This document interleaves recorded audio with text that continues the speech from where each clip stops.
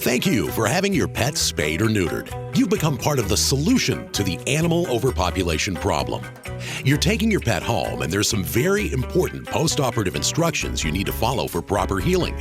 We'll go over these now, but you'll also have a printed copy with your paperwork, so pay attention. There will be a test. No running, jumping, playing, swimming, or other strenuous activity for 7 to 10 days after surgery. No baths for Fluffy for 2 weeks. Pets must be kept indoors where they can stay clean, dry, and warm. Keep your pet calm and quiet. Dogs must be leash walked and cats kept indoors. If you have a feral cat, try to keep them in an enclosed environment such as a barn or a garage for a few days before letting them back outside.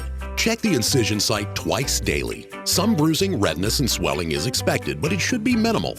There may be some discharge, but it should be clear, straw-colored fluid, possibly with a pink tinge. There should be no obvious blood. If you notice any foul-smelling discharge or bright red discharge, please call our office. Do not allow your pet to lick or chew at the incision. If they do, an e-collar must be used for your dog.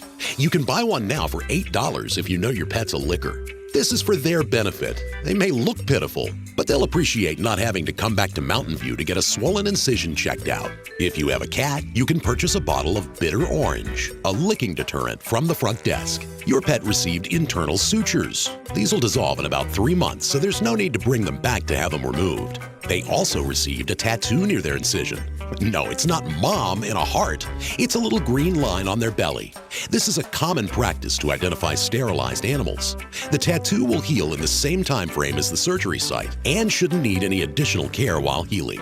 Warning: graphic images. Turn your head if you don't want to see.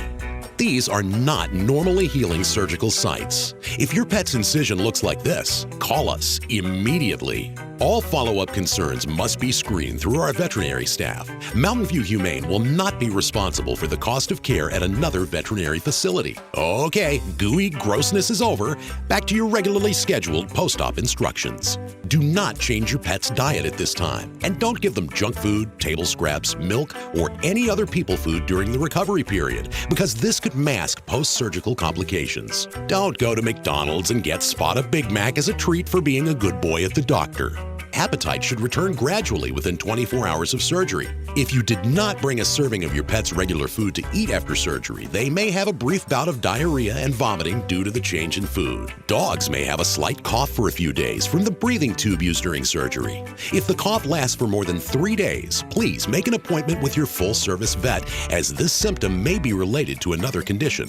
Be on the lookout for these symptoms post-surgery: lethargy or depression lasting for more than 24 hours post-op, pale gums, diarrhea or vomiting, discharge or bleeding from the incisions, difficulty urinating, or labored breathing for more than 12 hours after discharge are not normal and should be addressed immediately. If you observe any of these signs, please call the clinic where the surgery was performed during business hours or one of the emergency clinics listed on your printed post-op instructions. If an initial vaccine was given to your pet, a booster vaccine is needed in 3 to 4 weeks in order to provide effective protection from diseases. You'll need to talk to your full-service vet about a vaccine schedule. If your dog or cat received a dose of deworming medication after surgery, please note that some loose stool can occur as the medication passes through the intestinal tract, killing any parasites that may be present. Some parasites may be seen in the stool after the medication is given.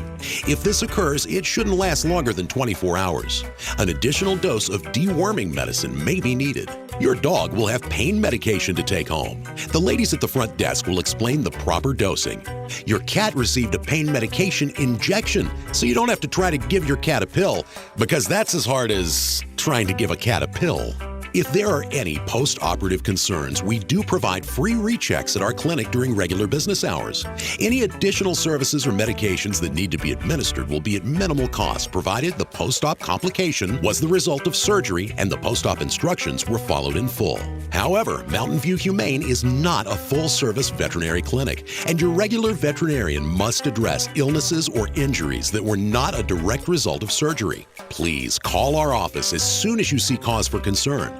We can't be held responsible for complications resulting from failure to follow post-op instructions or for contagious diseases for which the animal was not properly vaccinated or non-surgical related illnesses. For immediate issues after hours or in case of emergency, please contact your nearest emergency clinic.